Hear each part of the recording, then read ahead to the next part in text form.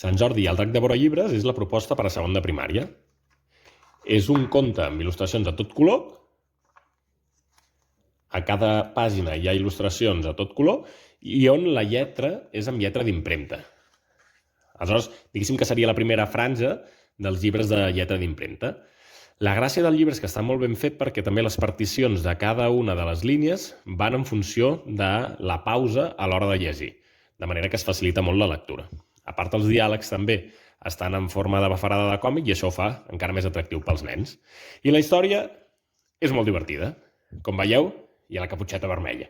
Això és perquè és una història de Sant Jordi, però una miqueta diferent. Aquí Sant Jordi coneix el drac i pensa, ai, que aquest drac és molt gran, que encara se'n menjarà.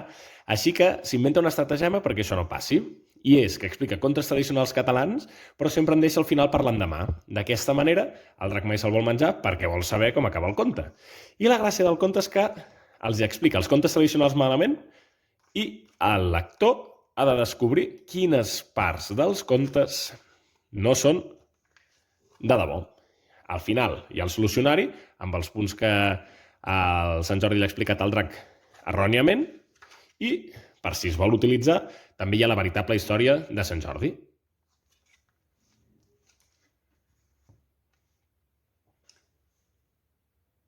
L'activitat que es fa de Sant Jordi i el drac devora llibres és que ve l'autor a l'escola, que la gràcia és que és ventríloc, i fa un espectacle de ventrilòquia amb el drac Sant Jordi i d'altres personatges que té preparats.